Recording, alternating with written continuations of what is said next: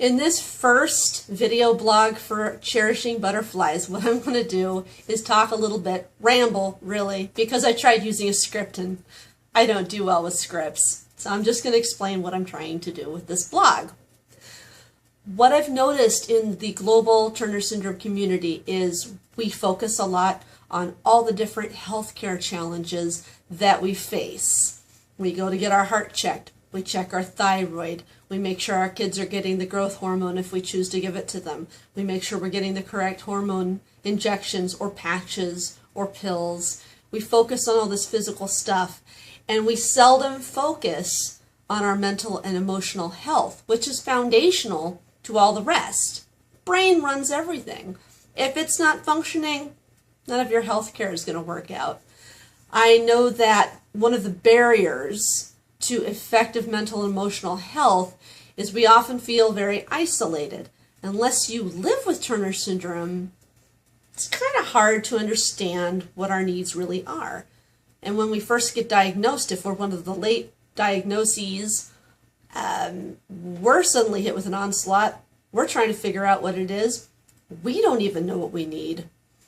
So if we come together, people who are still struggling, people who have kind of got it together, older people, younger people, and so on and so forth, we can share our ideas and our experiences and our insights to help each other pursue adequate mental and emotional health. I am not a mental health professional. I am someone with Turner syndrome who sees these patterns in our group discussions, and I would like to start creating a global discussion about what people living with Turner syndrome need specifically in the area of mental and emotional health. That's really the purpose of Cherishing Butterflies. I want us to continue to build a sense of self-worth, a sense of self-efficacy, a sense of our value, so that we're not trying so much to fit in, measure ourselves against peers, but learning to carve our own place and learn what our potential is and treasure who we are. And so this is why I've been saying treasure, don't measure yourself. That's really important. Treasure yourself, don't measure yourself. Learn who you are, learn who you're about, what's important to you, what you can contribute. Focus on that instead of struggling so much to fit in. And you will find that you have created a place in the world that nobody else can fill. And so you'll find that eventually you're living in a world that needs you, that you belong in, and you did it without being exactly like everybody else. And that's really my goal with Cherishing Butterflies.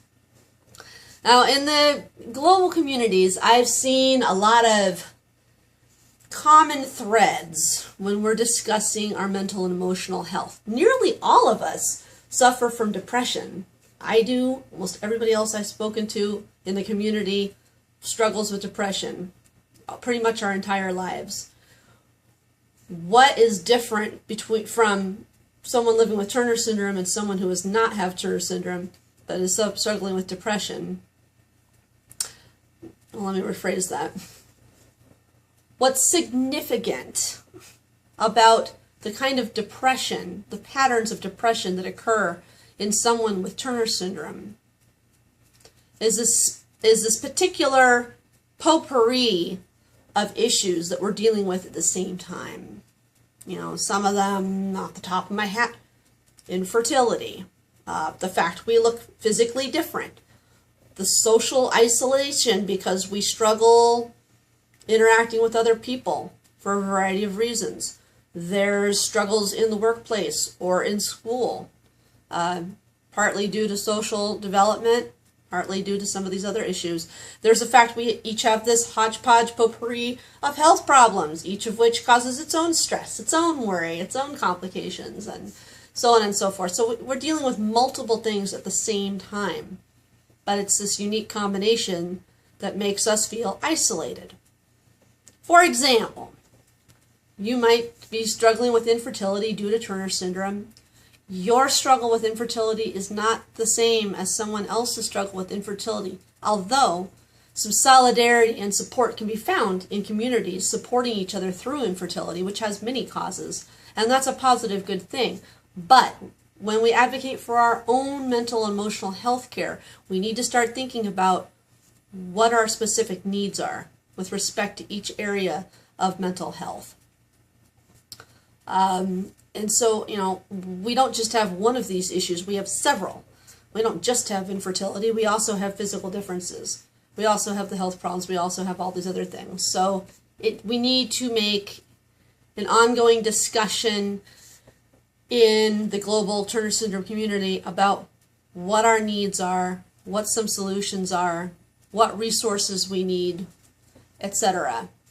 Now again, I'm not a mental health professional. I'm someone with Turner syndrome, so I'm not offering mental health services to the community, but rather trying to create this ongoing discussion. That's the purpose of this blog. So I would like to start us off by talking about what I refer to as the little glass box. And because we use butterflies as a symbol for Turner syndrome, I want you to think about when we feel socially isolated. We're like those butterflies that are pinned behind glass in the picture frame on someone's wall as a specimen. We're stuck behind glass. We see what's going on around us. We see people interacting socially around us. They see us, we see them. They can hear us, we can hear them. But yet there's still some barrier preventing us from feeling like we're completely engaged in what's going on or completely understood, completely heard. There's still this glass wall. It lets us be in life but not be fully engaged in it. And it's the best way I can think of to describe the isolation aspect of having Turner syndrome. Because usually you don't have a lot of other people around who cope with this. You're kind of on your own, and that can be challenging. What are some ways that you, as someone living with Turner syndrome, have come up with to start to break away this glass box?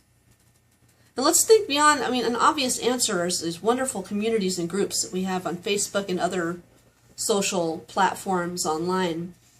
But what have you personally been able to do that successfully breaks away some of that isolation? Well, let's start discussing that. Let's start advocating for our mental and emotional health and make that at the forefront of our health care. Who's ready to go with me? Who's ready to start? Yeah. Let's work together to create this sense of urgency. Let's work together to encourage each other to be leaders in our social, emotional, mental health and start to really make a difference. Who's ready to get started?